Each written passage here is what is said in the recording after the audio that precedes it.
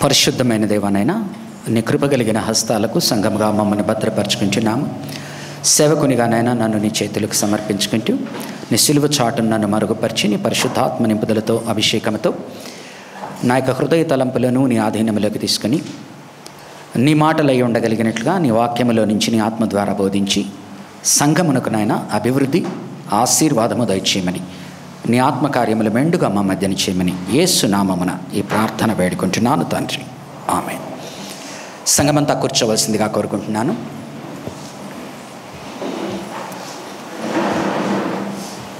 అందరికీ కూడా దేవుని నామమున వందనాలు తెలియచేసుకుంటున్నాను. బాప్టిస్ట్ చర్చ్ సంతోష్ నగర్ సంఘానికి ఇది ఎంతమంది అయితే దేవునిని ఆరాధించాలని ఆయన మందిరములో ఆయన సన్నిధిలో గడిపి దీవెనలతో వెళ్ళాలని వచ్చి ఉన్నారో వారినందరినీ కూడా సాదరముగా ఆహ్వానిస్తూ దేవుడు మిమ్మను దీవించునుగాక. మరి చదవబడిన వాక్య భాగము మార్కు సువార్త 1వ అధ్యాయము 14 నుంచి 20 వచనము వరకు చదివి ఉండగా 1వ అధ్యాయము 14 వచనము నుంచి తవ్వాలని ఆశపడుతున్నాను. 14వ వచనము నుంచి కొన్ని తలంపులను, ఎందుకనగా దట్ ఈస్ ద కెర్నల్, అనగా లోపల ఏదైతే అతి ప్రాముఖ్యమైనది ఉన్నదో యేసు ప్రభు వారి నోట నుంచి వచ్చిన సువార్త అది. కాబట్టి దాన్ని ఈరోజు ధ్యానించాలని ఆశపడుతున్నాను. మార్కు సువార్త 1వ అధ్యాయము 15వ వచనము చదువుతున్నాను. కాలము సంపూర్ణమై ఉన్నది, దేవుని రాజ్యము సమీపించి ఉన్నది, మారు మనస్సు పొంది సువార్త నమ్ముడని చెప్పుచు దేవుని సువార్త ప్రకటించచ్చు గలిలయకు వచ్చెను. ఆయన పరిచర్య ప్రాంతము గనక చూస్తే ఆయన ప్రారంభించినది పరిచర్య యేసు ప్రభు వారు గలిలయలో ప్రారంభించారు. దానికి గల కారణం ఏంటి అని గనక మనం చూసినట్లయితే యేసు ప్రభు వారు ఏ యొక్క ప్రవచనాలు ఆయనను బట్టి ఇవ్వబడి ఉన్నాయో ఆ ప్రవచనాలకు నెరవేర్పుగా ఆయన పనిచేస్తూ ఉన్నాడు. కాబట్టి ఒక్కసారి నాతో పాటు మత్తయి సువార్త 4వ అధ్యాయం కనుక చూస్తే మత్తయి సువార్త 4వ అధ్యాయము 12 నుంచి 16 వరకు చదువుతున్నాను. యోహాను చెర పట్టబడెనని యేసు విని గలిలయకు తిరిగి వెళ్ళి నజరేతు విడిచి జెబులూను నఫ్తాలి అను దేశముల ప్రాంతములలో సముద్ర తీరమందలి కపెర్నహూమునకు వచ్చి కాపురముండెను. జెబులూను దేశమును నఫ్తాలి దేశమును యోర్దానుకు ఆవలనున్న సముద్ర తీరమును అన్యజనులు నివసించు గలిలయ యందు చీకటిలో కూర్చుండి ఉన్న ప్రజలను గొప్ప వెలుగు చూచిరి. మరణ ప్రదేశములోను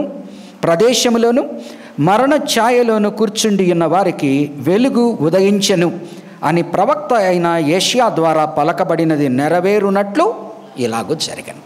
కాబట్టి ఆయన గలిలయకు వెళ్ళడానికి గల కారణము, గలిలయలో పరిచర్య ప్రారంభించడానికి గల కారణము ప్రవచనానికి నెరవేర్పుగా చేస్తున్నాడు. ఆ ప్రవచనం ఏంటి? యెషయా గ్రంథము 9వ అధ్యాయము 1 నుంచి 2 వచనాలు చదువుతున్నాను. ఆయనను వేదన పొందిన దేశము మీద మబ్బు నిలువలేదు. పూర్వకాలమున ఆయన జెబులూను దేశమును నఫ్తాలి దేశమును అవమానపరచెను. అంత్యకాలమున ఆయన సముద్ర ప్రాంతమును అనగా యోర్దాను అద్దరిన అన్యజనుల గలిలయ ప్రదేశమును మహిమగలదానిగా చేయుచున్నాడు. చీకటిలో నడుచు జనులు గొప్ప వెలుగును చూచుచున్నారు. మరణ ఛాయ గల దేశ నివాసులు వెలుగు ప్రకాశించును. సో మొట్టమొదటగా మనం అర్థం చేసుకోవలసినది, యేసు ప్రభు పరిచర్య గుర్తు చేసుకునేటప్పుడు ఆయన వచ్చిన కారణం అర్థం చేసుకోవాలి.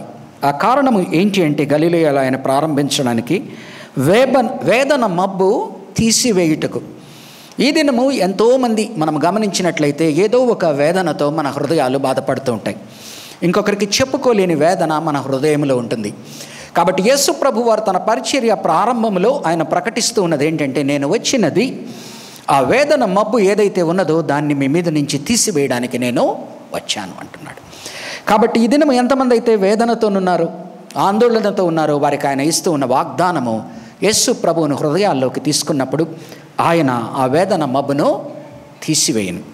రెండవదిగా పూర్వకాలమునున్న అవమానమును తీసివేసి మహిమ ఇచ్చుటకు ఆయన వచ్చాను అంటున్నాడు. మనమందరము కూడా ఏదో ఒక సమయములలో ఎవరి ద్వారానో ఒకరి ద్వారా అవమానాలు పొందుతూ ఉంటాం. ఆ అవమానాలు మనం ఇంకొకరితో కొన్ని చెప్పుకోగలము, కొన్ని చెప్పుకోలేము. లోపల మనము కృంగిపోతూ ఉంటాం.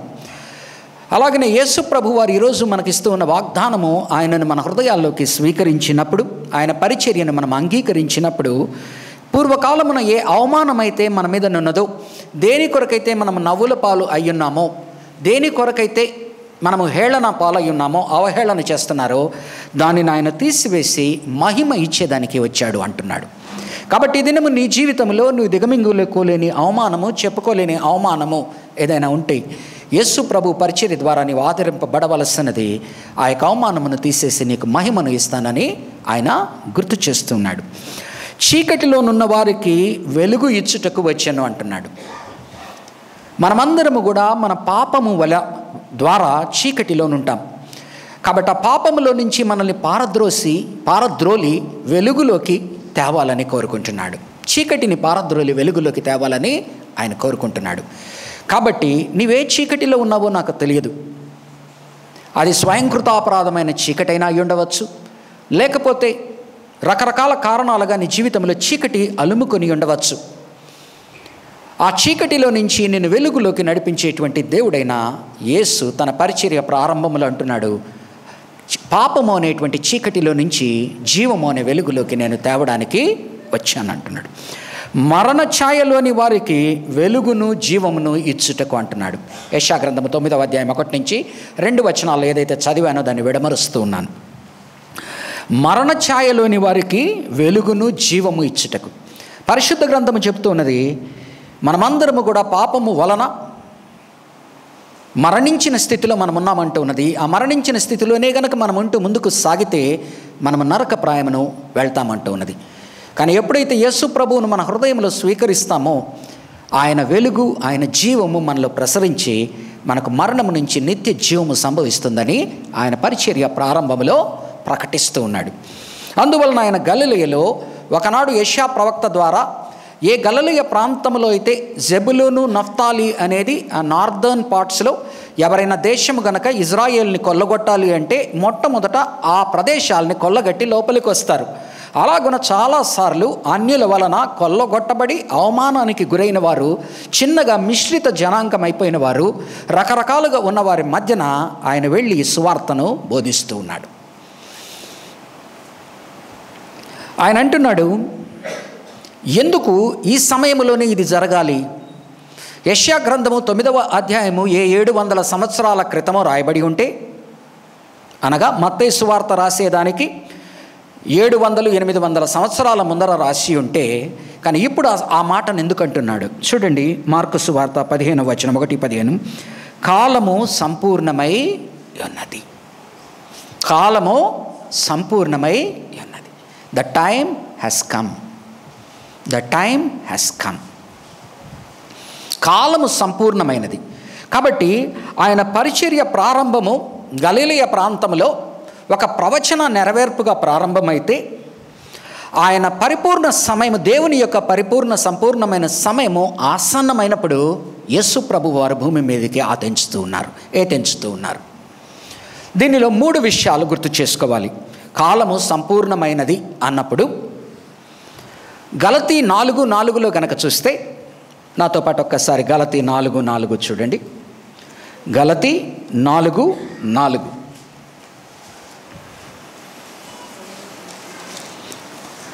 అయితే కాలము పరిపూర్ణమైనప్పుడు దేవుడు తన కుమారుని పంపెను. ఒకానొక సమయం వచ్చింది. Enough is enough. The time has come. God has decided to send his son. ఆయన కుమారుడిని పంపించాడు. ఆయన కుమారుడు ఏ విధముగా వచ్చాడు? దైవ రూపంలో రెక్కలు పెట్టుకొని రాలేదు, అనగా దేదీప్యమైన వెలుగుతో వెనక చక్రం తిరుగుతూ రాలేదు. కానీ ఏ విధముగా వచ్చాడు ఆయన? అయితే కాలము పరిపూర్ణమైనప్పుడు దేవుడు తన కుమారుని పంపెను.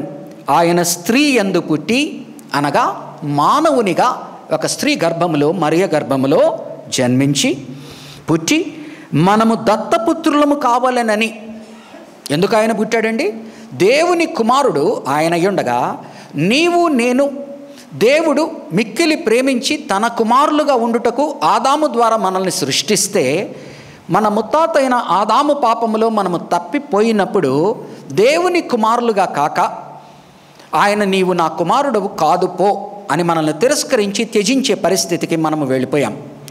కాబట్టి ఆయన తిరిగి తన కుమారుణ్ణి పంపించి నిన్ను నన్ను కుమారుని యొక్క అర్హతను కోల్పోయిన మనల్ని దత్తపుత్రులుగా చేసుకోవడానికి ఆయన సిద్ధపడుతూ ఉన్నాడు. అనగా మరలా తిరిగి దత్తత తీసుకుంటున్నాడు, తన యొక్క పొదివిలోకి మనల్ని తీసుకుంటున్నాడు. దేవుడు తన కుమారుని పంపిన ఆయన స్త్రీ యందు పుట్టి మనము దత్తపుత్రులము కావలెనని ధర్మశాస్త్రమునకు లోబడి ఉన్న వారిని విమోచించుటకై ధర్మశాస్త్రమునకు లోబడిన వాడు ఆయన. ఆదాములో మానవుడు పాపము చేసి తప్పిపోతే మానవ కోటినంతా ఆయన రక్షించుకొనడానికి ఒక అబ్రహాము అనే అతన్ని ఎన్నుకున్నాడు. అతని ద్వారా, అతని కుమారుల ద్వారా, యాకోబు ద్వారా ఇజ్రాయేలు జనాంగం అనే వారిని ఎన్నుకున్నాడు. కాబట్టి ఆదామునందు లోకమంతా తప్పిపోతే, పాపములో పడి తప్పిపోతే, ఆయన కుమారులు కాకుండా పక్కకు తప్పిపోతే, ఆయన ఒకానొక వ్యక్తి అయిన అబ్రహామును ఎన్నుకొని ఆయన సంతానమైన యూదుల ద్వారా, దావీదు గోత్రము ద్వారా అనగా యాకోబు జనాంగంలో యూదా గోత్రములో నుంచి వచ్చిన దావీదు ద్వారా, దావీదు కుమారుని ద్వారా యేసు ప్రభువును తెచ్చి ఆయన రక్షణను అబ్రహాము ప్రజలకు మాత్రమే ఇవ్వడానికి ఇష్టపడట్లేదు, ఆదాము ప్రజలకు అందరికీ ఇవ్వడానికి ఆయన ఇష్టపడుతున్నాడు. కానీ ఏ అబ్రహాము ప్రజలకు ఆయన రక్షణ ఈ విధముగా ఉంటుంది అని ధర్మశాస్త్రాన్ని చూపించాడో, ఆ ధర్మశాస్త్రాన్ని ఆయన కొట్టివేయుటకు రాలేదు కానీ నెరవేర్చుట కొరకు వచ్చాడు గనక ఒక్క సున్నైనను ఒక్క పొల్లైనను కొట్టివేయుటకు లేదు అని చెప్పిన ప్రభువు ఆ ధర్మశాస్త్రానికి లోబడి, అనగా అబ్రహాము పిల్లలకు ఏ ధర్మశాస్త్రం అయితే ఇవ్వబడి ఉన్నదో ఆ ధర్మశాస్త్రమునకు లోబడి ఆ ధర్మశాస్త్రమును సంపూర్ణము చేసి ఆయన లోకమునకంతా రక్షణ తెచ్చాడు. కాబట్టి ఆదాము నుంచి తప్పిపోయిన వారిని అబ్రహాం అనేటువంటి వాడిని ఎన్నుకొని ఆ అబ్రహాము పిల్లల ద్వారా వారికి ఏ యొక్క ధర్మశాస్త్రము ద్వారా రక్షణ మార్గము చూపించాడో ఆ రక్షణ మార్గాన్ని తప్పించక సున్నైనను పొల్లైనను పోదని ఇచ్చిన మాటను నెరవేరుస్తూ ధర్మశాస్త్రమును తూచా తప్పకుండా సంపూర్ణము చేసి ఆయన ఆదాము మనుషులకందరికీ అనగా మానవ కోటికి అంతటికి రక్షణ తెచ్చాడు. ఆయన స్త్రీ యందు పుట్టి మనము దత్తపుత్రులము కావాలనని ధర్మశాస్త్రమునకు లోబడి ఉన్న వారిని విమోచించుటకై ధర్మశాస్త్రమునకు లోబడిన వాడాయను. మరియు మీరు కుమారులై ఉన్నందున, ఇప్పుడు నీవు నేను ఒకనాడు నీవు నా కుమారుడు కాదు పో, నీవు నా కొడుకువే కాదు పో, నీవు నా కూతురువే కాదు పో ఈ పని చేసిన తర్వాత అని త్యజించిన వారిని ఇప్పుడు ఏమంటున్నాడంటే, మరియు మీరు కుమారులై ఉన్నందు వలన, ఎందుకనగా దత్తపుత్రులమయ్యాము యేసు ప్రభు ద్వారా, ఉన్నందున నాయన తండ్రి అని మొరపెట్టు తన కుమారుని ఆత్మను దేవుడు మన హృదయములలోనికి పంపెను. కాబట్టి నీవిక దాసుడవు కావు, కుమారుడవే. కుమారుడవైతే దేవుని ద్వారా వారసుడవు. కాబట్టి తండ్రి అయిన దేవుడు తన కుమారునిని పంపించి రక్షణ కార్యమును జరిగించి ఆ రక్షణ కార్యమును మనకు అర్థమయ్యేలా ఆత్మ ద్వారా తెలియపరిచి మన హృదయంలో త్రియేక దేవుని కార్యము సంపూర్ణము చేస్తున్నాడు. కాబట్టి కాలము పరిపూర్ణమైనప్పుడు, కాలము ఆసన్నమైనప్పుడు, కాలము సంపూర్ణమైనప్పుడు దేవుడు చేస్తున్న ఈ కార్యాన్ని మనము అర్థము చేసుకోవాలి. రెండవది, ఒకటి కాలము సమీపమైనది గనక, కాలము సంపూర్ణమైనది గనక తన కుమారుణ్ణి పంపిస్తున్నాడు. కానీ ఆ కుమారుణ్ణి నీకు నాకు పరిచయం చేయడానికి ఆయన కంటే ముందర ఒక ప్రవక్తను పంపిస్తూ ఉన్నాడు, ఒక దూతను పంపిస్తూ ఉన్నాడు. ఆయనే బాప్తిస్మమిచ్చు యోహాను. కాబట్టి ఇది కూడా ప్రవచన నెరవేర్పు అనుసారముగా he is not only sending his son, but before sending his son on to the earth he has sent his messenger to talk about the son and also pave way for the son. తన కుమారుని గురించి తెలియపరుస్తూ తన కుమారుని మార్గము స్థిరపరచాలని, సరళపరచాలని ఆయన తన ప్రవక్త అయిన ఏలియాను దూతగా పంపిస్తూ ఉన్నాడు. చూడండి, మార్కు సువార్త 1వ అధ్యాయము 2 నుంచి 4 వచనాలు చదువుతున్నాను. దేవుని కుమారుడైన యేసుక్రీస్తు సువార్త ప్రారంభము. ఇదిగో నా దూతను నీకు ముందుగా పంపుచున్నాను, అతడు నీ మార్గము సిద్ధపరచును. ప్రభువు మార్గము సిద్ధపరచుడి, ఆయన త్రోవలు సరళము చేయుడని అరణ్యములో కేకవేయుచున్న ఒక నిశ్శబ్దము అని ప్రవక్త అయిన యెషయా చేత వ్రాయబడినట్లు బాప్తిస్మమిచ్చు యోహాను అరణ్యములో ఉండి పాప క్షమాపణ నిమిత్తము మారు మనస్సు విషయమైన బాప్తిస్మము ప్రకటించుచు వచ్చాను. అలాగనే మనము మలాకి గ్రంథము, ఒక్కసారి నాతో పాటు మలాకి గ్రంథము చూసినట్లయితే, మలాకి గ్రంథము 3వ అధ్యాయము 1వ వచనం. ఇదిగో నాకు ముందుగా, దేవుడు మాట్లాడుతున్న మాటలు, ఇదిగో నాకు ముందుగా మార్గము సిద్ధపరచుటకై నేను నా దూతను పంపుచున్నాను. మీరు వెదుకుచున్న ప్రభువు అనగా మీరు కోరు నిబంధన దూత తన ఆలయమునకు హఠాత్తుగా వచ్చును.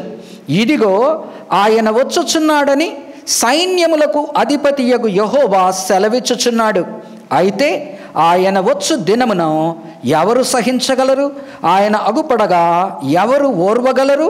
ఆయన కంసాలి అగ్ని వంటి వాడు, చాకలి వాని సబ్బు వంటి వాడు.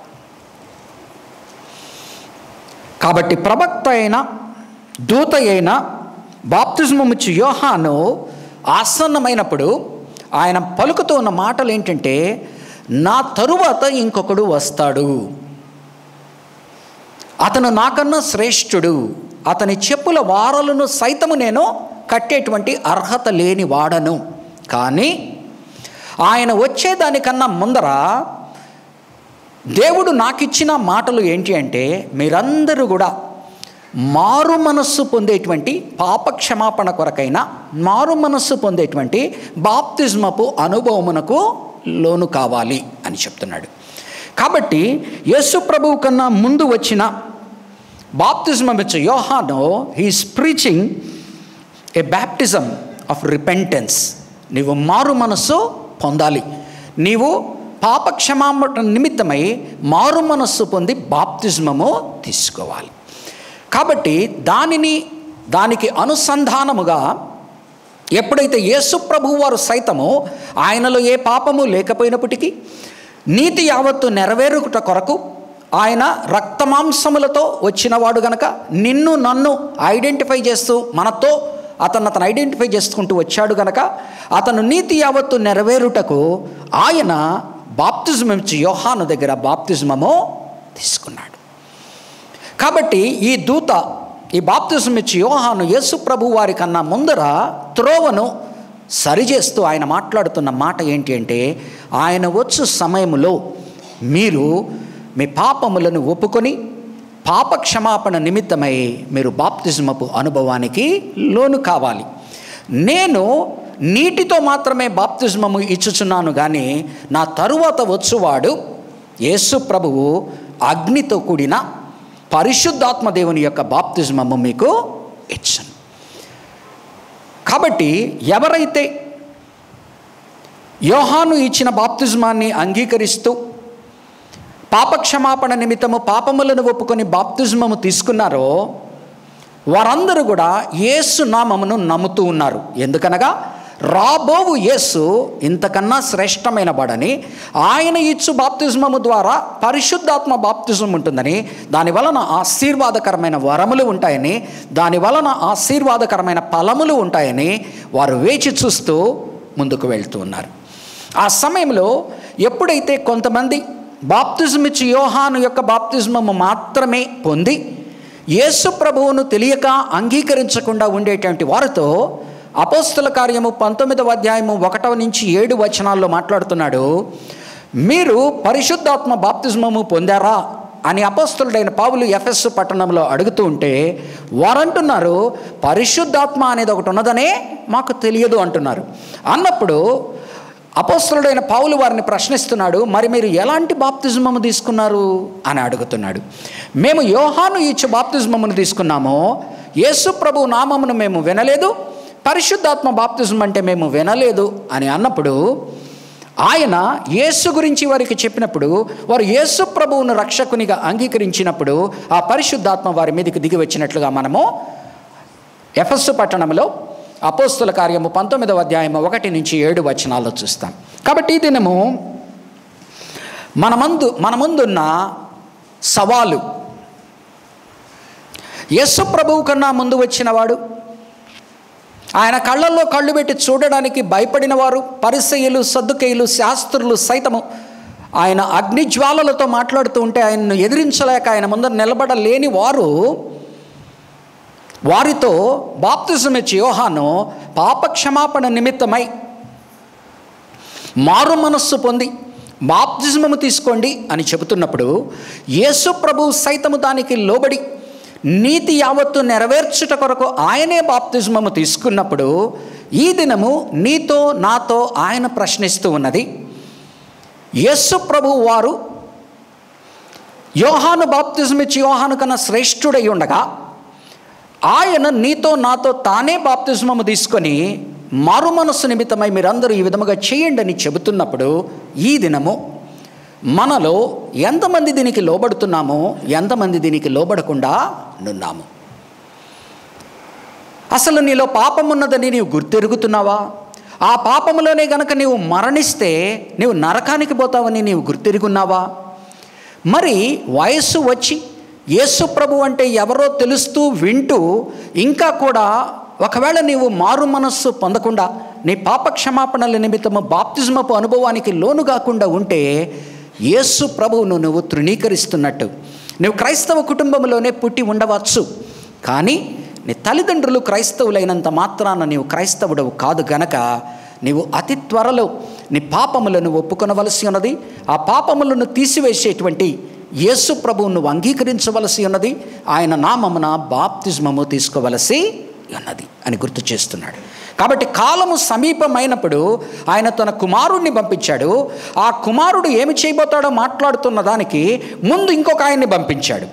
కాబట్టి బాప్తిజం ఇచ్చి యోహాను మాట వెనక యేసు ప్రభు మాట మనం గనక వినకుండా ఉంటే దేవునికి మనం ఇష్టలుగా నుండము, దేవుని ఆశీర్వాదాలు మన మీద ఉండవు. కాబట్టి కూడిన వారందరూ కూడా అర్థం చేసుకోవలసినది కాలము సమీపమైనది. ఆ కాలము సమీపమైనది గనక, సంపూర్ణమైనది గనక నీవు బాప్తిజం ఇచ్చి యోహాను మాటల్లో ఉన్న వెయిట్ను అర్థం చేసుకోవాలి. యేసు ప్రభువే దానికి లోబడడానికి సిద్ధపడిన ఆయన ఆలోచన విధానం నీవు అర్థం చేసుకోవాలి. ఆయన చూపుతున్న మార్గదర్శకత నీవు అర్థం చేసుకోవాలి. మాదిరిని నీవు నీ జీవితంలో యేసు ప్రభువుని రక్షకునిగా అంగీకరించి నీ పాపములను ఒప్పుకొని మారు మనస్సుతో బాప్తిజమము తీసుకోవలసి ఉన్నదని ఆయన మరొకసారి గుర్తు చేస్తూ ఉన్నాడు. కాలము సంపూర్ణమైనప్పుడు మొట్టమొదటగా అతని కుమారుణ్ణి పంపించగా, రెండవదిగా ఆ కుమారుని కన్నా ముందర పరిశుద్ధాత్మ బాప్తిజం ఇచ్చి యోహానును పంపించి ఉండగా, మూడవది ఆయన ఏం చేస్తున్నాడంటే ఎఫెసీయులకు రాసిన పత్రిక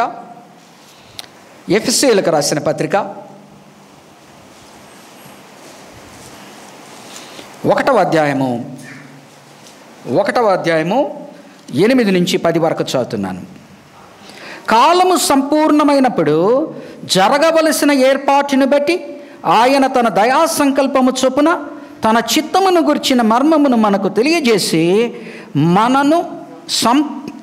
మనకు సంపూర్ణమైన జ్ఞాన వివేచన కలుగుటకు ఆ కృపను మన ఎడల విస్తరింపచేసెను.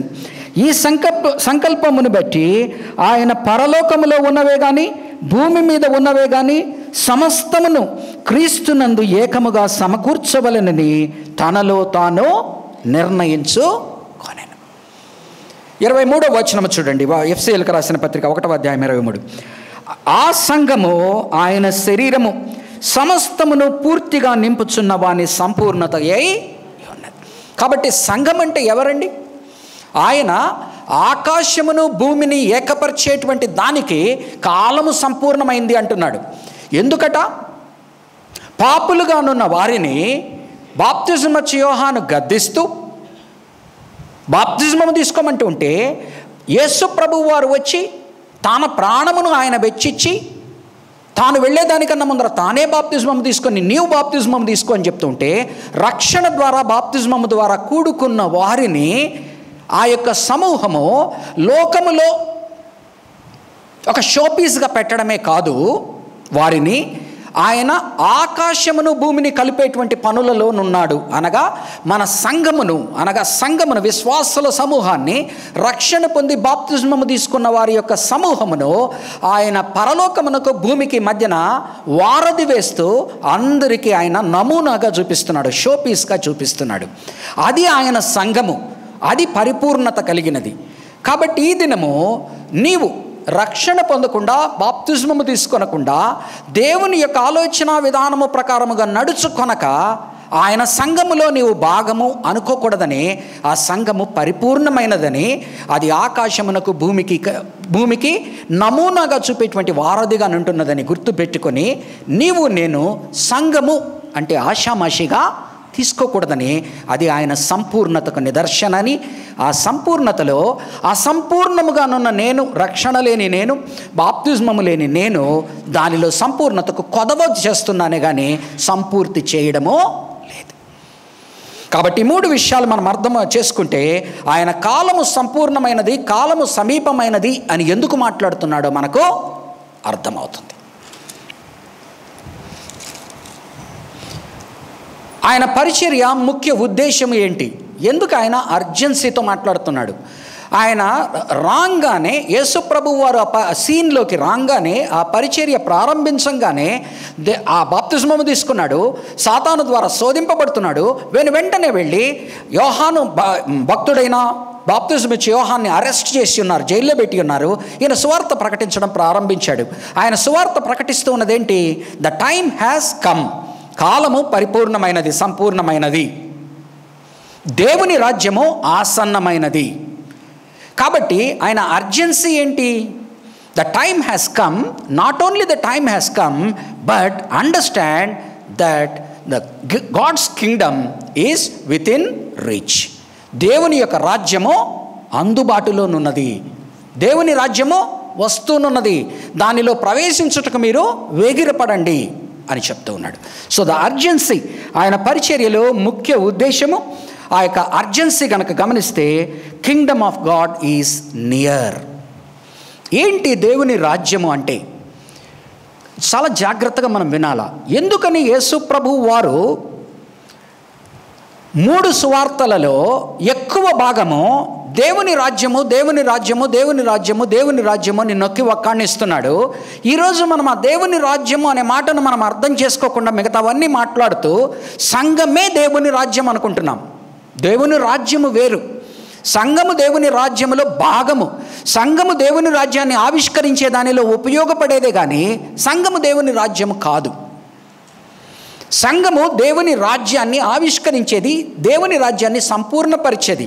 యేసు ప్రభువుతో ప్రారంభమైన దేవుని రాజ్యము, నీవు నేను ఆయన చిత్తమును నెరవేరుస్తూ ముందుకు వెళుతూ ఉన్నప్పుడు ఆయన రాజ్యమును మన మధ్యకు భవిష్యత్తులో తెస్తూ ఉన్నాం. అందుకనే పరలోక ప్రార్థనలో గనక చూస్తే, పరలోకమందున్న మా తండ్రి, నీ నామము పరిశుద్ధ పరచబడునుగాక, నీ రాజ్యము వచ్చునుగాక, నీ చిత్తము పరలోకమందు నెరవేరులాగన భూమి మీదనూ నెరవేరునుగాక. మరి భూమి మీద ఆయన చిత్తాన్ని నెరవేర్చేవారు ఎవరండి? రక్షణ పొంది బాప్తిస్మము తీసుకొని సంఘము అని పిలువబడుతున్న వారే కదా ఆయన చిత్తమును నెరవేర్చేవారు. కాబట్టి యేసు ప్రభువు వారి బోధలో ఈ యొక్క దేవుని రాజ్యము అనేది రకరకాల లెవెల్స్లో మాట్లాడతాడు. ఒకటి, it is God's heavenly and eternal rule, పరలోకమందున్న నిత్యమైన రాజ్యము అంటాడు. దానియేలు గ్రంథము 2 చదవను, జస్ట్ రెఫరెన్సెస్ చెప్తాను. దానియేలు గ్రంథము 2:44, 7వ అధ్యాయము 13-14 వచనాలు ఇటువంటివి చూస్తే దేవుని రాజ్యము పరలోకమందు సదాకాలము, పరలోకపరమైన సదాకాలము ఉండేటువంటి రాజ్యం అంటున్నాడు. Next, God's rule on earth in obedience of his faithful people. అనగా ఎప్పుడైతే నీవు ఆయన చిత్తాన్ని నెరవేరుస్తూ ఉంటావో దేవుని రాజ్యము దాన్ని తెస్తూ ఉన్నావు, లేకపోతే దానిలో నీవు జీవిస్తూ ఉన్నావు, దాన్ని ముందుకు తీసుకువెళ్తూ ఉన్నావు. నీవు ఆయన చిత్తాన్ని నెరవేర్చకుండా ఉంటే దేవుని రాజ్యాన్ని నీవు నెరవేర్చడం లేదు, దాన్ని దేవుని రాజ్యాన్ని ఆసన్నమయ్యేటట్టుగా నువ్వు సహకరించడము లేదు. దేవుని రాజ్యము మనం అర్థం చేసుకోవలసినది ఆల్రెడీ ఉన్నది, ఇంకా సంపూర్ణముగా లేదు. దీన్ని ఆల్రెడీ నాట్ ఎట్ అంటారు. ఆల్రెడీ నాట్ ఎట్ అనగా యేసు ప్రభు వారు మాట్లాడేటప్పుడు ఆల్రెడీ మన మధ్యన ఉంది అని చాలాసార్లు మాట్లాడతాడు. ఎలాగనో చూడండి, లూకాసు వార్త 11వ అధ్యాయము 20వ వచనం. 11వ అధ్యాయము 20వ వచనం. అయితే నేను దేవుని వ్రేలితో దెయ్యములను వెళ్ళగొట్టుచున్న ఎడల నిశ్చయముగా దేవుని రాజ్యము మీ యొద్దకు వచ్చి ఉన్నది. యేసు ప్రభు వారు ఎప్పుడైతే దెయ్యాలని వదలగొడుతూ ఉన్నాడో, తాను ప్రత్యక్షమై ఉన్నాడో ఆ సమయంలో అంటున్నాడు, already the kingdom of God is amidst you. Already మీ మధ్యన అనగా యేసు ప్రభు ఉన్న సమయంలో ఆయన ఆల్రెడీ రాజ్యాన్ని ఆవిష్కరించాడు. ఆయన ద్వారా రాజ్యము ఉన్నది. రెండవది 17వ అధ్యాయము, లూకాసు వార్త 17వ అధ్యాయము, 20-21 వచనాలు. దేవుని రాజ్యము ఎప్పుడు వచ్చునని పరిసయ్యులు ఆయనను అడిగినప్పుడు ఆయన ఉన్నది రాజ్యము ప్రత్యక్షముగా రాదు, ఎందుకనగా ఇదిగో దేవుని రాజ్యము మీ మధ్యనే ఉన్నది గనుక ఇదిగో ఇక్కడనని అదిగో అక్కడనని చెప్పు వేలపడదని వారికి ఉత్తరం ఇచ్చెను. వారు అడుగుతున్నారు, దేవుని రాజ్యం ఎప్పుడు వస్తుందా అంటే, అది మీకు ప్రత్యక్షంగా కనపడేది కదా, ఆల్రెడీ మీ మధ్యన ఉన్నది, నా యందున్నది, నా ద్వారా ఉన్నది, నేను ఉన్నప్పుడు ఉన్నది, మీరు దాన్ని ఆత్మీయంగా అనుభవిస్తూ ఉన్నారు. మరొక మాట ఏమంటాడంటే, ఈ యొక్క పరలోక రాజ్యము భవిష్యత్తులో సంపూర్ణముగా రానై ఉన్నది. ఆయన రెండవ రాకడ తరువాత ఆయన నెలకొల్పేటువంటి రాజ్యము పరలోక రాజ్యము. లూకాసు వార్త 21వ అధ్యాయము 31వ వచనం. అటువలే మీరు ఈ సంగతులు జరుగుట చూచినప్పుడు దేవుని రాజ్యము సమీపమాయనని తెలిసికొనుడి. ఆఖరి దినములలో వచ్చేటువంటి సూచనల గురించి మాట్లాడుతూ, ఒలివ చెట్టు కాపుగాస్తే, ఆ యొక్క సమ్మర్ ఏమంటారు, ఎండాకాలము దగ్గర పడిందని ఎలాగైతే మీరు ఊహిస్తారో, ఈ సూచనలు కనపడినప్పుడు దేవుని రాజ్యము సమీపమై ఉన్నది, వస్తున్నదని మీరు అర్థం చేయాలి. అనగా భవిష్యత్తులో రాబోతుంది. అపోస్తల కార్యము 1వ అధ్యాయము 3వ వచనం. ఆయన 40 దినములు పునరుద్ధానుడైన తర్వాత 40 దినములు మహిమగల శరీరముతో వారి మధ్యన ఉండి వారికి ఏం బోధిస్తున్నాడో చూడండి. ఆల్రెడీ గనక పరలోక రాజ్యం ఆయన ద్వారా ఆల్రెడీ వచ్చేసి ఉంటే ఈ మాటలు మాట్లాడు. 1:3 ఆయన శ్రమ పడిన తరువాత 40 దినముల వరకు వారికి అగుపడచ్చు, దేవుని రాజ్య విషయములను గురించి బోధించుచు అనేక ప్రమాణములను చూపి వారికి తన్ను తాను సజీవునిగా కనపరుచుకొనెను.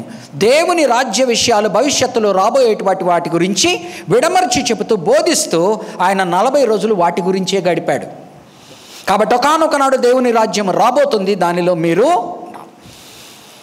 దేవుని రాజ్యంలో ప్రథమముగా నీవు అర్థం చేసుకోవలసినది ప్రకటన గ్రంథ ఆలోచన ప్రకారం గనకైతే, దేవుని రాజ్యము ఆసన్నమైనప్పుడు దుష్టులను దుర్జనులను ఆయనకు విరోధముగా వ్యతిరేకముగా నుండేవారిని ఆయన తీర్పు తీర్చి అంతమొందిస్తాడు. ఎవరైతే ఆయన యందు విశ్వాసము కలిగి నమ్మకముగా నుంటూ ఆయనకు తగిన రీతిగా జీవిస్తూ ఉంటారో వారిని ఆయన కాపాడుతాడు, ఆశీర్వదిస్తాడు. అందుకని మనం పారబుల్స్ మత్తయి సువార్తల వాటిలో చూస్తే దేవుని రాజ్యాన్ని 5 కన్యకలు అంటాడు, 3 తలాంతులను ఇచ్చానంటాడు. అంతా ఏమి చూపుతూ ఉన్నాడు, ఎవరైతే ఆయనకు తగిన రీతిగా ఉండరో వారు తృణీకరింపబడతారు, త్యజింపబడతారు. దుష్టులుగానున్న వారిని ఆయన శిక్షించేటువంటి రోజు అది. కానీ శిష్టులుగా ఆయనకి ఇష్టలుగానున్న వారిని ఆయన కాపాడి రక్షించి ఆశీర్వదించే రోజు. కాబట్టి ఆ రాజ్యము నాతో, యేసు ప్రభు అంటున్నాడు, నాతో మీ మధ్యనకు వచ్చినది. నేను చనిపోతాను, వెళ్ళిపోతాను, ఆ తరువాత మరలా తిరిగి వస్తాను. ఆ సమయం వరకు మీరు ఆ పరలోక రాజ్యాన్ని తెచ్చేటువంటి రీతిగా మీ ప్రవర్తన ఉంటూ, పరలోకములో ఆయన చిత్తము నెరవేరినట్టు భూలోకములు కూడా నెరవేర్చేవారుగా మీరుంటూ, ఆఖరి వరకు ఎంతమంది అయితే కనిపెట్టుకుని ఉంటారో ఆ పరలోక రాజ్యాన్ని ఆయన అంతిమముగా ఆఖరి దినములలో తన రెండవ రాకడలో తీసుకొని వచ్చినప్పుడు దుష్టులను శిక్షిస్తాడు, అంతమొందిస్తాడు. శిష్టులను, ఆయనకి ఇష్టలైన వారిని ఆయన కాపాడి రక్షించి ఆశీర్వదిస్తాడు. కాబట్టి మనము దానిలో భాగముగా ఉండేదానికి మన ఈ 70 ఏళ్ల జీవిత ప్రయాస.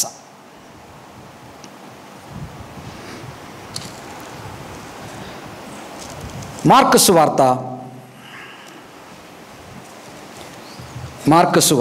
1వ అధ్యాయము 15వ వచనం.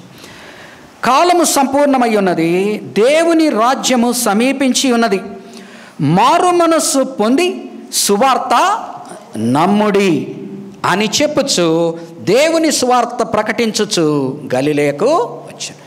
ఆయన మెయిన్ సందేశం ఏంటంటే, ముఖ్య సందేశము, అర్జెన్సీ ఏంటి అంటే, ఉద్దేశం ఏంటంటే, the kingdom of God is near. కానీ ఏమంటున్నాడు? మీరు మారు మనస్సు పొందండి. అది ఆయన సువార్త. మీరు మారు మనస్సు పొంది రక్షింపబడండి. మారు మనస్సు పొంది రక్షింపబడి. ఏంటండి ఈ మారు మనస్సు? ఏంటి మారు మనస్సు? అపోస్తల కార్యము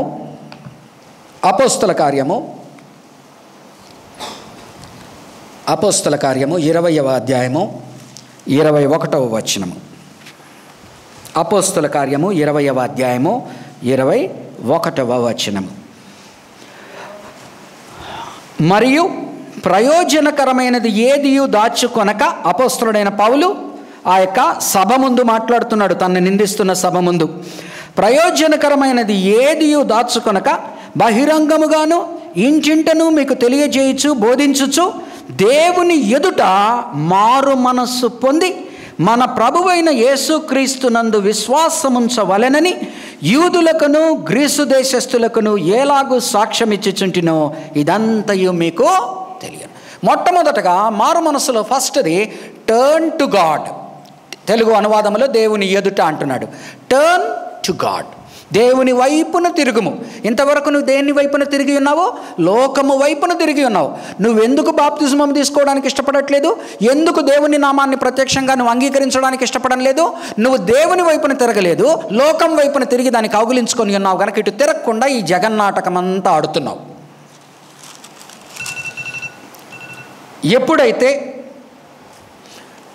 ఎప్పుడైతే నీవు మారు మనస్సు పొందుతావో, మారు మనస్సు మెటా నోయా అంటే థాట్ ప్రాసెస్, మెటా అంటే ఆఫ్టర్ థాట్. ఏమి జరుగుతూ ఉన్నది? నీవు ఇటు నుంచి అటు తిరుగుతున్నావు. ఎటువైపు తిరుగుతున్నావు? ముందు నువ్వు దేవునికి విరోధముగా లోకము వైపు తిరిగి ఉన్నావు, ఇప్పుడు దేవుని వైపునకు తిరుగుతున్నావు. దానిలో భాగముగా ఏమంటున్నా అండి చూడండి, 2వ అధ్యాయము 41వ వచనం. అపోస్తల కార్యము 2వ అధ్యాయం. Number 1 in repentance you turn to God. సెకండ్ది అపోస్తల కార్యము 2వ అధ్యాయము 40వ వచనం. ఇంకను అనేక విధములైన మాటలతో సాక్ష్యమిచ్చి మీరు మూర్ఖులకు ఈ తరము వారికి వేరై రక్షణ పొందుడని వారిని హెచ్చరించెను. ఏం చేయాలండి? You have to turn away from the wicked world. మూర్ఖమైన స్నేహాలు, మూర్ఖమైన సంభాషణలు, ఎక్కడైతే మూఢులైన వారితో, దుష్టులతో సహవాసం ఉన్నదో, ఏదైతే ఈ లోక ఆలోచనలతో, ఆశలతో, వారి సహవాసములో, సాంగత్యములో నీవు అనుదినము కలుస్తున్నావో వారి నుంచి వేరుపరుచుకో. వారి నుంచి నువ్వు వేరుపరుచుకో. ఎందుకంటే ఈ దినము యవనస్తులు రక్షణ పొందుకోవడానికి ఇష్టపడట్లేదు. ఎందుకంటే బాప్తిజమం తీసుకోవడానికి ఇష్టపడట్లేదు. వారి పాత జీవితాన్ని వదలడానికి వారు ఇష్టపడట్లేదు. వారి పాత స్నేహాల్ని వారు వదులుకోవడానికి ఇష్టపడట్లేదు. వారి వీకెండ్ బింజేసిన వారు వదులుకోవడానికి ఇష్టపడట్లేదు. వారికి అవన్నీ కావాలా? ఆదివారం సంఘంలో కూర్చోవాలి. అవి 2 కుదరవు అంటున్నాడు. నీవు దేవుని వైపున తిరుగుము. మూఢమైన సహవాసం నుంచి, దుష్టతరమైన వాటి నుంచి నిన్ను నువ్వు వేరుపరచుకో. కొరింథీయులకు రాసిన 2వ పత్రిక,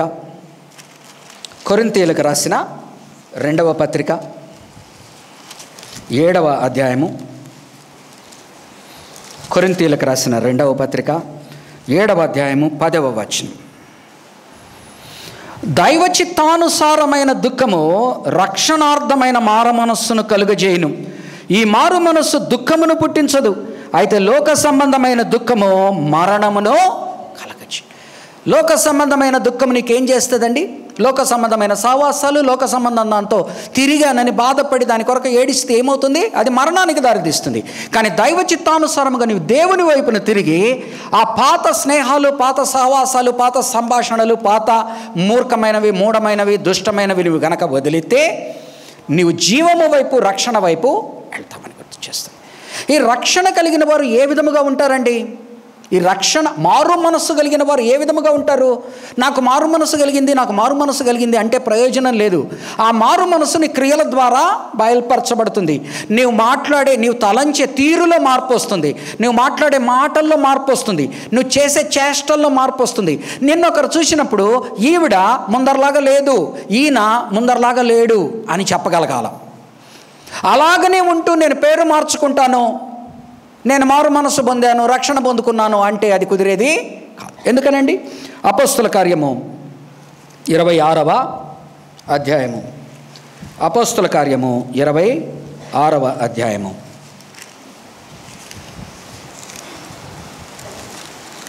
26వ అధ్యాయము 20వ వచనము.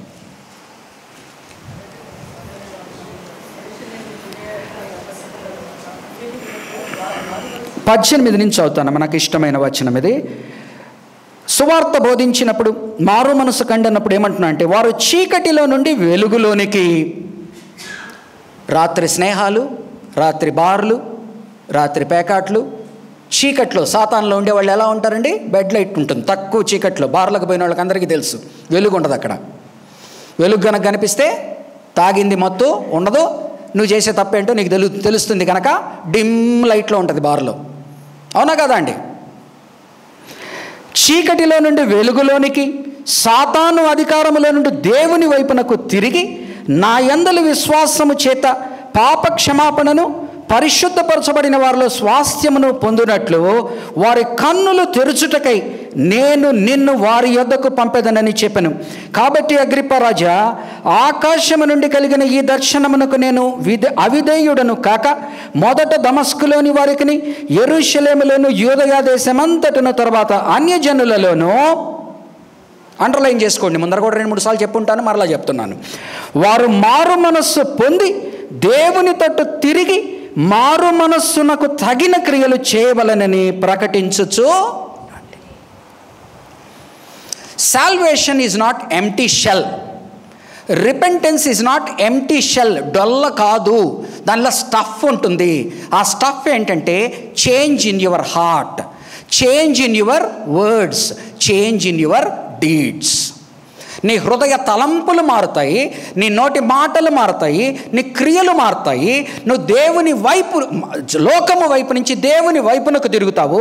దేవుని వైపున తిరిగిన వాడు ఆయన ముఖ ప్రకాశము నీ మీదికి పడితే ఎలాగనైతే నీవు దేన్నైతే ప్రతిబింబించాలనో నీ జీవితంలో లక్షణాల ద్వారా అవందరికీ కనిపిస్తాయి, అవందరికీ కనిపిస్తాయి. సారమ్మ మరియమ్మ అయితే ఏం ప్రయోజనం లేదు. సారక్క మేరీ అని పెట్టుకుందంట, ప్రయోజనం ఏమీ లేదు. మళ్ళీ సారక్క బిహేవియరే ఉండకూడదు కదా. కాబట్టి అందుకనే పేర్లు మనం మార్చుకుంటూ ఉంటాం. పేర్లతో పాటు మన ప్రవర్తన మారకపోతే ప్రయోజనము లేదు. పేరు మార్చుకున్నా మార్చుకోకపోయినా పర్వాలా, కానీ నీ ప్రవర్తనలో మార్పు లేకపోతే వ్యర్థము కదా. కాబట్టి ఇది మనం అర్థం చేసుకున్నప్పుడు రక్షణ అంటే ఏంటి, మారు మనస్సు అంటే ఏంటి, దాని ఎదుగున క్రియలు అంటే ఏంటో అర్థమయ్యి మనం ముందరకు పోవడము ప్రారంభిస్తాం కదండి.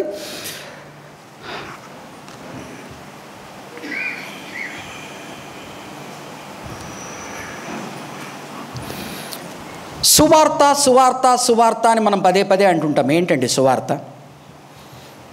ఏంటి సువార్త? గుడ్ న్యూస్, గాస్పెల్, సువార్త సువార్త అంటుంటాం. ఏంటి సువార్త? యేసు ప్రభు వారు తానున్నప్పుడు ఆ యొక్క బాప్తిజం ఇచ్చే యోహాను వచ్చి, అయ్యా మేము ఎదురు చూస్తున్న వాడవి నీవేనా కాదా, మేము ఏదైతే మా జీవితాలలో సువార్త ప్రకటింపబడుతుంది అని యెషయా గ్రంథము 52వ అధ్యాయంలో సువార్త మోసుకొని వచ్చి వారి పాదములు ఎంత సుందరములు అని చెప్పబడ్డాయో, దీన దశలో ఉన్న మమ్మల్ని లేవనెత్తుతామని చెప్పావో, ఇదంతా నీ వల్లనే జరుగుతూ ఉందా అని అడుగుతున్నప్పుడు ఆయన లూకా సువార్త 7వ అధ్యాయంలో అంటున్నాడు. చూడండి, లూకా సువార్త 7వ అధ్యాయము, లూకా సువార్త 7వ అధ్యాయము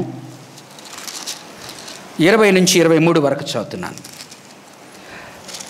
ఆ మనుష్యులు ఆయన యొద్దకు వచ్చి, రాబో వాడవు నీవేనా, లేక మరి ఒకని కొరకు మేము కనిపెట్టవలెనా అని అడుగుటకు బాప్తిస్మమిచ్చు యోహాను మమ్మును నీ యొద్దకు పంపెనని చెప్పిరి. ఆ గడియలోనే ఆయన రోగములను, బాధలను, అపవిత్రాత్మలను గల అనేకులను స్వస్థపరచి చాలామంది గ్రుడ్డి వారికి చూపు దయచేసెను. అప్పుడు ఆయన, మీరు వెళ్ళి కన్నవాటిని విన్నవాటిని యోహానుకు తెలుపుడి. గ్రుడ్డివారు చూపు పొందుచున్నారు, కుంటివారు నడుచుచున్నారు, కుష్ఠరోగులు శుద్ధులగుచున్నారు, చెవిటివారు వినుచున్నారు, చనిపోయిన వారు లేపబడుచున్నారు, బీదలకు సువార్త ప్రకటింపబడుచున్నది.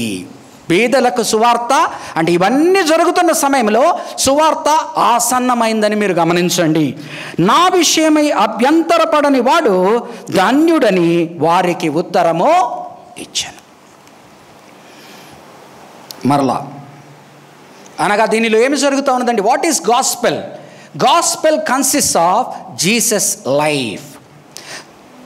ప్రభువు యొక్క జీవితము, జీవన విధానము, అది మనము కూడా కలిగి ఉండాలని ఆయన కోరుకుంటున్నాడు. రెండవది, gospel consist of not only his life but his death, ఆయన మరణము. చూడండి, మార్కు సువార్త 14వ అధ్యాయము, మార్కు సువార్త 14వ అధ్యాయము 8 నుంచి 9 వచనాలు. ఒక స్త్రీ వచ్చి తనకున్న డబ్బంతా తైలము మీద పెట్టి ఆ తైలముతో అతన్ని అభిషేకించినప్పుడు చుట్టుపక్కల ఉన్న వారు ఆవిడని గద్దిస్తున్నారు. ఈ డబ్బులతో అమ్మ, నువ్వు గనక డబ్బులు ఖర్చు పెట్టకుండా ఈ వేరే దానికి అమ్మ ఉంటే ఇది బేదలకు ఇచ్చి ఉండొచ్చు కదా అన్నప్పుడు ఆయన ఏమంటున్నాడో చూడండి. ఈమె తన శక్తి కొలది చేసి నా భూస్థాపన నిమిత్తము నా శరీరమును ముందుగా, నా మరణమును ముందుగానే ఈవిడ ప్రకటిస్తూ ఉంది, అభిషేకిస్తూ ఉంది. సర్వలోకములో ఎక్కడ ఈ సువార్త ప్రకటింపబడునో అక్కడ ఆమె చేసినది జ్ఞాపకార్థముగా ప్రశంసింపబడునని మీతో నిశ్చయముగా చెప్పొచ్చును. కాబట్టి ఆయన సువార్త, ఆయన జీవితము మాత్రమే కాదు, ఆయన మరణము. Person and work of Christ అంటాం థియాలజీలో. It is not only his life but his death and his resurrection. Mark సువార్త 16వ అధ్యాయము 15 నుంచి 16. మరియు మీరు సర్వలోకమునకు వెళ్ళి సర్వ సృష్టికి సువార్తను ప్రకటించుడు. ఎవరండి మాట్లాడము? పునరుద్ధానుడైన దేవుడు మాట్లాడుతున్నాడు, ప్రభువు మాట్లాడుతున్నాడు. కాబట్టి పునరుద్ధానుడైన ప్రభు ఏమంటున్నాడు? పునరుద్ధానము కాకముందు జీవితంలో జీవిస్తున్న సమయంలో బాప్తిజం ఇచ్చి యోహాను, అయ్యా మాకు పాత నిబంధనలో 52వ అధ్యాయము యెషయా గ్రంథంలో 61వ అధ్యాయంలో సువార్త అనేది మాకు ప్రకటింపబడుతుంది అని చెప్తున్నావు. ఆ సువార్త ఆసన్నమైందా అని అడిగితే లూకా సువార్త 4వ అధ్యాయంలో అంటున్నాడు, ఏదైతే 61వ అధ్యాయంలో మాట్లాడబడిందో అది నేనే అని నజరేతు సునగోగులో ఆ 4వ అధ్యాయాన్ని ఓపెన్ చేసి యెషయా చుట్టతో మాట్లాడుతున్నాడు. అలాగనే బాప్తిజం ఇచ్చి యోహాను, అయ్యా నీవే, నీ ద్వారానే నా సువార్త అంటుంటే, అవును నా ద్వారానే సువార్త అని తన జీవితాన్ని చూపిస్తున్నాడు. ఆ తర్వాత ఈ సువార్త నా జీవితం వలన వచ్చేది మాత్రమే కాదు, జీవితం వలన మాత్రమే అయితే ఏమవుతుంది? ఎంతోమంది శ్రద్ధగా, భక్తిగా, పరిశుద్ధముగా జీవించే వాళ్ళు ఉన్నారు. దానితో మాత్రమే సువార్త రాదు. గురువుల ద్వారా, భక్తి ద్వారా రాదు. మరణము సాధ్యము కావాలి. ఆ మరణమునకు సాదృశ్యముగా ఆవిడ తైలముతో అభిషేకించినప్పుడు సువార్తను ప్రకటించు, ఇది సువార్తలో భాగము అంటున్నాడు. నెక్స్ట్ పునరుద్ధానుడైన తర్వాత ఏం మాట్లాడుతున్నా అంటే మార్కు సువార్త 16వ అధ్యాయము 15 నుంచి 16. మరియు మీరు సర్వలోకమునకు వెళ్ళి సర్వ సృష్టికి సువార్తను ప్రకటించుడి. నమ్మి బాప్తిస్మము పొందినవాడు రక్షింపబడును, నమ్మని వానికి శిక్ష విధింపబడును. నమ్మిన వారి వలన ఈ సూచక క్రియలు కనబడు. నమ్మిన వారిని ఏమంటున్నా అండి? నమ్మి బాప్తిస్మము పొందినవాడు రక్షింపబడును, నమ్మని వానికి శిక్ష విధింపబడును. ఇదే మాటలను అపోస్తలుడైన పౌలు రోమాపత్రిక 1-3 అంటే ఈ మాటలు సువార్థికులు చెప్తున్న మాటలు మాత్రమే కాదు, ఆయన జీవితము, ఆయన మరణము, ఆయన పునరుద్ధానము సువార్త అని వారు మాత్రమే చెప్తున్నది కాదు. అర్థం చేసుకోండి, కీలకమైన అంశాలు ఇవి. ఊరికనే గాస్పెల్ గుడ్ న్యూస్ అంటుంటాం. What is good news? అపోస్తలుడైన పౌలు రోమాపత్రికలో హిస్ థియాలజికల్ ట్రీటైజ్లో ఆయన మాట్లాడుతున్న మాటలు. రోమాపత్రిక 1వ అధ్యాయము 1-3 యేసుక్రీస్తు దాసుడను అపోస్తలుడుగా నుండుటకు పిలువబడిన వాడను దేవుని సువార్త నిమిత్తము ప్రత్యేకింపబడిన వాడునైన పౌలు రోమాలో ఉన్న దేవుని ప్రియులందరికీ అనగా పరిశుద్ధులుగా ఉండుటకు పిలువబడిన వారికి అందరికీ శుభమని చెప్పి వ్రాయునది. మన తండ్రి అయిన దేవుని నుండి ప్రభువైన యేసుక్రీస్తు నుండి కృపా సమాధానములు మీకు కలుగునుగాక. దేవుడు తన కుమారుడును, గలతీ 4:4, తన కుమారుడును మన ప్రభువైన యేసుక్రీస్తు విషయమైన ఆ సువార్తను పరిశుద్ధ లేఖనముల యందు, యెషయా గ్రంథము 40, యెషయాలో ఇందాక చదివిన మలాకి 3:1, ఆ సువార్తను పరిశుద్ధ లేఖనముల యందు తన ప్రవక్తల ద్వారా ముందు వాగ్దానము చేసెను. యేసుక్రీస్తు శరీరమును బట్టి దావీదు సంతానముగాను, మృతులలో నుండి పునరుద్ధానుడైనందున పరిశుద్ధమైన ఆత్మను బట్టి దేవుని కుమారుడుగాను ప్రభావముతో నిరూపింపబడెను. ఇది సువార్త. ఆ సువార్త నిమిత్తమై నన్ను ప్రకటించేటువంటి వానిగా, అపోస్తలునిగా ఆయన పిలిచాడు. ఆ సువార్త ఏంటంటే లేఖనాలలో గతంలో చెప్పబడి ఉన్నది. ఎవరి గురించి చెప్పబడి ఉన్నది? దేవుని కుమారుడు మన ప్రభువైన యేసుక్రీస్తు గురించి చెప్పబడి ఉన్నది. ఆయన ఎవరు? ఆ యొక్క శారీరక పరముగా దావీదు వంశములో నుంచి వచ్చిన వాడు. కానీ ఆయన మరణించి పునరుద్ధానుడైన దాని ద్వారా పరిశుద్ధాత్మవర్ణుడుగా ఆయన కుమారుడు అని పిలువబడుతున్నాడు. ఆయన సువార్తను నేను మీకు బోధిస్తున్నాను. ఆయన జీవితము, ఆయన జననము, ఆయన జీవితము, ఆయన మరణము, ఆయన పునరుద్ధానమే సువార్త. ఆ సువార్తను ప్రకటిస్తూ ఈ సువార్తను నీవు అర్థం చేసుకుంటే నీ జీవితంలో పాత విధానములో నీవు ఉండవు. ఎందుకనగా దేవుడే భూమి మీదకి దిగి వచ్చి నీ పాపములను తన మీదకి తీసుకొని ఆయన ప్రాణాలని అప్పచెప్పాడు కనుక ఆయన నిన్ను రక్షించాడు. ఆ రక్షణ ఊట్టి బూటకమైన మాటలతో కాదు, ఆయన పునరుద్ధానుడైనప్పుడు దాన్ని నిర్ధారణపరుస్తున్నాడు. ఆయన పునరుద్ధానుడయ్యాడు కనుక నేను ఈ దినము ఆయన నామమును అంగీకరిస్తే, నేను రక్షింపబడితే నా జీవితము నూతన జీవితం అవుతుంది, నూతన సృష్టినవుతాను. అంత మాత్రమే కాక నేను అందరిలాగా మరణిస్తాను, కానీ ఒకానొక దినమున యేసు 2వ రాకడలో వచ్చినప్పుడు నన్ను సైతము ఆయన పునరుద్ధాన పరుస్తాడు. ఇది నా నిరీక్షణ. ఈ సువార్తలో నాకు నా ఆనందము, ఆశీర్వాదము ఇది. ఈ సువార్తకు లోబడి ఉంటే, ఈ సువార్తను ప్రకటిస్తే, శిష్యులుగా ఉంటే వచ్చే ఆశీర్వాదాలేంటి, వచ్చే ప్రతిఫలాలేంటి? ప్రభువు ఆదేశం ఏంటంటే ఈ సువార్తను ప్రకటించుడి కదా. మళ్ళీ వాళ్ళని ఏమంటున్నారు? ఇందాక 1వ అధ్యాయము 15 నుంచి 20 వరకు చదివిచ్చాను. ఎందుకని? ఆయన పేతురుని అంటున్నాడు, పేతురుతోనూ ఆంద్రయ్యతోనూ ఫాలో మీ, నన్ను వెంబడించండి అంటున్నాడు. జెబెదయి కుమారులైన యోహానుతోనూ యాకోబుతోనూ అంటున్నాడు, ఫాలో మీ, నన్ను వెంబడించండి. ఆయనను వెంబడిస్తే ఏమొస్తుంది? ఆయన సువార్తను ప్రకటిస్తే ఏమొస్తుంది? ఆయన శిష్యులుగా ఉంటే ఏ ఆశీర్వాదం వస్తుంది? చూడండి, 8వ అధ్యాయము మార్కు సువార్త 8వ అధ్యాయము